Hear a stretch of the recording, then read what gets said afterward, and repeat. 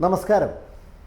നമ്മുടെ നാട്ടിൽ ഇപ്പോഴും മ്യൂച്വൽ ഫണ്ട് എന്താണ് എന്ന് വ്യക്തമായിട്ട് അറിയാത്ത ആൾക്കാർ ഇഷ്ടം പോലെയുണ്ട്.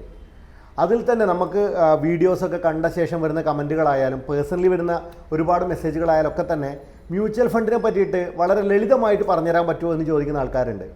ഈ പറയുന്ന കൺസെപ്റ്റ് നമ്മൾ ഇത്രയും കാലം പഴയ പല വീഡിയോയിലൂടെ ഇറക്കിയ കൺസെപ്റ്റ് തന്നെയാണ് മ്യൂച്വൽ ഫണ്ട് എന്ന് പറയുന്നത്. പക്ഷേ അതിനെ ഏറ്റവും സിംപ്ലിഫൈ ചെയ്തിട്ട് നമുക്ക് എങ്ങനെ പറയാൻ പറ്റും എന്ന് ചോദിച്ചാൽ, നമുക്ക് ഒരു ബാങ്ക് അക്കൗണ്ടുമായിട്ട് ഇതിനെ കമ്പയർ ചെയ്ത് പറയാം. അതായത് നമ്മളിപ്പോൾ നാട്ടിലുള്ള ഒരു SB അക്കൗണ്ട് അല്ലെങ്കിൽ ഒരു FD അക്കൗണ്ട് ഒക്കെ നമ്മൾ ഓപ്പറേറ്റ് ചെയ്യുന്ന ആൾക്കാരാണ്. ആ ഒരു അക്കൗണ്ടുമായിട്ട് നമുക്കിതിനെ കമ്പയർ ചെയ്ത് പറയാം. ഞാനൊരു SB അക്കൗണ്ട് ഒരു ബാങ്കിൽ സ്റ്റാർട്ട് ചെയ്യുന്നു. ആ ബാങ്കിൽ എൻ്റെ കയ്യിൽ വലിയൊരു കാശുണ്ടെങ്കിൽ ഞാൻ ആ കാശ് കൊണ്ടുപോയി ഇടുന്നു.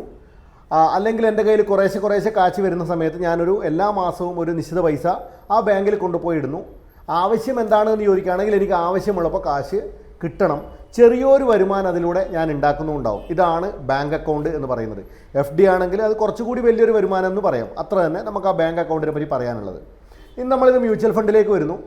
എനിക്ക് വലിയൊരു കാശ് എൻ്റെ കയ്യിലുണ്ടെങ്കിൽ എനിക്ക് മ്യൂച്വൽ ഫണ്ടിൽ നിക്ഷേപിക്കാം. ഇനി അങ്ങനെ വലിയ കാശില്ലെങ്കിൽ എനിക്ക് നേരത്തെ പറഞ്ഞ പോലെ മാസാമാസം ഒരു നിശ്ചിത പൈസ SIP ആയിട്ട്, സിസ്റ്റമാറ്റിക് ഇൻവെസ്റ്റ്മെൻറ്റ് പ്ലാനായിട്ട് മ്യൂച്വൽ ഫണ്ടിലും നിക്ഷേപിക്കാം. ഇനി തമ്മിലുള്ള മെയിൻ ഡിഫറൻസ് എന്താണെന്ന് നോക്കാം. ബാങ്കിൽ നമ്മൾ ഇൻവെസ്റ്റ് ചെയ്യുന്ന കാശിന് നമ്മളിപ്പോൾ SB അക്കൗണ്ട് പോലെയൊക്കെ ആണെങ്കിൽ 2-3% ഒരു വർഷം നമുക്ക് ഇടുന്ന ലാഭം എന്ന് പറയുന്നത്. അത് വലിയൊരു ലാഭമല്ല. നമ്മുടെ നാട്ടിൽ പണപ്പെരുപ്പത്തിനെ പോലും മീറ്റ് ചെയ്യാത്ത ഒരു ലാഭമാണ് അതിലൂടെ ഉണ്ടാകുന്നത് നമുക്ക് പറയാം. അതായത് നമ്മുടെ പണം യഥാർത്ഥത്തിൽ ചുരുങ്ങി വരികയാണ് ചെയ്യുക. കാരണം നമ്മുടെ നാട്ടിൽ പണപ്പെരുപ്പത്തിനെ മീറ്റ് ചെയ്യാൻ പറ്റാത്ത ഒരു വരുമാനമാണിത് എന്നൊരു കാരണം കൊണ്ട്. ഇനി അതുപോലെ തന്നെ FD പോലെയുള്ള വരുമാനങ്ങളാണെങ്കിൽ നമുക്ക് പറയാം ഇൻഫ്ലേഷനെ അഡ്ജസ്റ്റ് ചെയ്യുന്ന ഒരു ഇൻവെസ്റ്റ്മെൻ്റ് ആണ് FD എന്ന് വേണേൽ പറയാം. അതായത് നമുക്ക് ഇന്ന് 100 രൂപക്ക് മേടിക്കാൻ വരുന്ന സാധനത്തിന് അടുത്ത വർഷം ഏകദേശം ഒരു 104-105 രൂപ ഉണ്ടാവും എന്ന് നമുക്ക് എല്ലാവർക്കും അറിയുന്ന കാര്യമാണ്. ഈ 105 രൂപ എന്ന് പറയുന്നത് ഈ 5 രൂപയുടെ ഡിഫറൻസ് പണപ്പെരുപ്പം എന്ന ഒരു കണക്കിലാണ് നമുക്ക് വരുന്നുണ്ടാവുക. ഇനി ഈ പണപ്പെരുപ്പത്തിനെ നമുക്ക് അഡ്ജസ്റ്റ് ചെയ്യാൻ മ്യൂച്വൽ ഫണ്ട് നമ്മൾ നേരത്തെ പറഞ്ഞ ഫിക്സഡ് ഡെപ്പോസിറ്റിലൂടെ സാധിക്കുന്നുണ്ടാവും. നേരെ മറിച്ച് മ്യൂച്വൽ ഫണ്ടിലേക്ക് വരാം.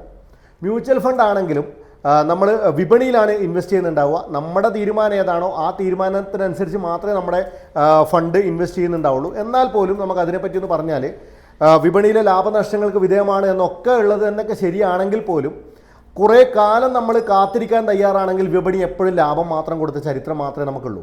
അതുകൊണ്ട് തന്നെ കാത്തിരിക്കാൻ തയ്യാറായ ഒരുപാട് കാലം എന്നാൽ പോലും കാത്തിരിക്കാൻ തയ്യാറാവുന്ന വ്യക്തികൾക്ക് അത്യാവശ്യം നല്ല രീതിയിലുള്ള റിട്ടേൺസ് കൊടുക്കുന്നുണ്ടാവും. നേരത്തെ ഞാൻ പറഞ്ഞു ബാങ്കിലിടുന്ന FD നമുക്ക് തരുന്നതൊരു ഇൻഫ്ലേഷനെ മീറ്റ് ചെയ്യാനുള്ള ഒരു വരുമാനമാണ് എന്നുണ്ടെങ്കിൽ ഇവിടെ നിങ്ങൾ വെൽത്താണ് ക്രിയേറ്റ് ചെയ്യുന്നുണ്ടാവും. വലിയ രീതിയിലൊരു ധനം നിങ്ങൾക്ക്, ഒരു അസറ്റ് നിങ്ങൾക്ക്, ഒരു സമ്പാദ്യം നിങ്ങൾക്ക് ഉണ്ടാക്കിയെടുക്കാൻ, ഒരു ആസ്തി ഉണ്ടാക്കിയെടുക്കാൻ ഈ പറഞ്ഞ മ്യൂച്വൽ ഫണ്ടിലൂടെ സാധിക്കുന്നുണ്ടാവും. ബാങ്കിലിട്ട കാശ് FD ആണെങ്കിൽ നമുക്കറിയാം, നമ്മൾ കാലാവധിക്ക് മുന്നേ പിൻവലിക്കാൻ പോവുകയാണെങ്കിൽ ബാങ്ക് FD നമുക്കൊരു 1% നമുക്ക് ചാർജ് ചെയ്യാറുണ്ട്. പ്രീ ക്ലോഷർ ചാർജ് എന്ന പേരിലാണ് അത് ചെയ്യാറുള്ളത്. ഇതേപോലെ തന്നെ മ്യൂച്വൽ ഫണ്ട് ആണെങ്കിലും 1 ഇയറിനുള്ളിലാണ് നമ്മൾ പിൻവലിക്കുന്നതെങ്കിൽ പല സ്കീമുകളും പല ഫണ്ടുകളും ചെയ്യാറില്ല. എന്നാൽ പോലും ചില ഫണ്ടുകളൊക്കെ എക്സിറ്റ് ചാർജ് എന്ന പേരിൽ 1% ഒക്കെ വാങ്ങാറുണ്ട്.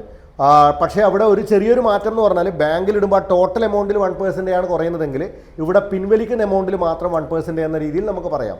ഇനി അടുത്തൊരു കാര്യം എന്ന് പറഞ്ഞാൽ ബാങ്കിലിട്ട കാശ് എപ്പോൾ വേണമെങ്കിലും എനിക്ക് പിൻവലിക്കാൻ പറ്റും. എൻ്റെ SB അക്കൗണ്ട് ആണെങ്കിലും കാര്യങ്ങളൊക്കെ ആണെങ്കിൽ. മ്യൂച്വൽ ഫണ്ട് ആണെങ്കിൽ ഒരു വർഷത്തിന് ശേഷം, ഒരു വർഷം ഞാൻ നേരത്തെ പറഞ്ഞു ചില ഫണ്ടുകൾക്ക് ചാർജ് ഉണ്ട്. ഒരു വർഷത്തിന് ശേഷം ഇതേ ബാങ്ക് അക്കൗണ്ട് പോലെ തന്നെ നിങ്ങൾക്ക് ട്രീറ്റ് ചെയ്യാം. വേണേ കുറച്ചായിട്ടോ അല്ലെങ്കിൽ ഒരുമിച്ച് പൂർണ്ണമായിട്ടോ ഭാഗികമായിട്ടോ ഒക്കെ പിൻവലിക്കാൻ, 1 രൂപ പോലും ചാർജ് ഇല്ലാതെ പിൻവലിക്കാൻ നമുക്ക് മ്യൂച്വൽ ഫണ്ടിലൂടെയും സാധിക്കുന്നുണ്ടാവും.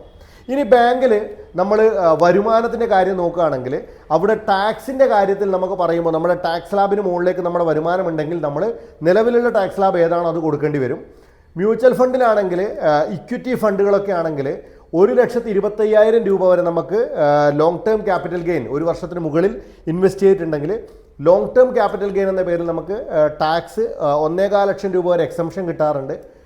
ഇതൊക്കെയാണ് കാര്യങ്ങൾ നോക്കുകയാണെങ്കിൽ. ഇനി ബാങ്കിൻ്റെ കാര്യം നോക്കുകയാണെങ്കിൽ RBI, reserve bank of India എന്ന് പറയുന്ന ഒരു റെഗുലേറ്ററി ബോഡിയാണ് ഇത് കൺട്രോൾ ചെയ്യുന്നതെങ്കിൽ mutual fund SEBI, security exchange board of ഇന്ത്യയും RBIയും സംയുക്തമായിട്ടാണ് ഈ പറയുന്ന മ്യൂച്വൽ ഫണ്ട് പൂർണ്ണമായിട്ടും റെഗുലേറ്റ് ചെയ്യുന്നത് നമുക്ക് പറയാൻ പറ്റും. സോ ഇത്രയേ ഉള്ളൂ ഇതിൻ്റെ ഡിഫറൻസ്. സിമ്പിളായിട്ട് പറഞ്ഞാൽ ഇത്രയേ ഉള്ളൂ. ഇതിൻ്റെ ഉള്ളിലുള്ള കാര്യങ്ങളൊന്നും അറിയാൻ താല്പര്യമില്ലെങ്കിലും അല്ലെങ്കിൽ അറിയാൻ നമുക്ക് പറ്റുന്നില്ലെങ്കിലും ബാങ്കിൽ നമ്മൾ ലോങ് ടേമിലേക്ക് ക്യാഷ് നിക്ഷേപിച്ചാൽ നമുക്ക് ചെറിയ രീതിയിൽ ഇൻഫ്ലേഷനെ അഡ്ജസ്റ്റ് ചെയ്ത് തട്ടിമുട്ടിയൊക്കെ ഉണ്ടാവുന്ന വരുമാനം കൊണ്ട് മുന്നോട്ട് പോകാം. ലോങ് ടേമിൽ മ്യൂച്വൽ ഫണ്ടിൽ നിക്ഷേപിച്ചാൽ നിങ്ങൾക്ക് വലിയൊരു ആസ്തി ഉണ്ടാക്കിയെടുക്കാൻ, വലിയൊരു അസറ്റ് ഉണ്ടാക്കിയെടുക്കാൻ മ്യൂച്വൽ ഫണ്ടിലൂടെ സാധിക്കുന്നുണ്ടാവും.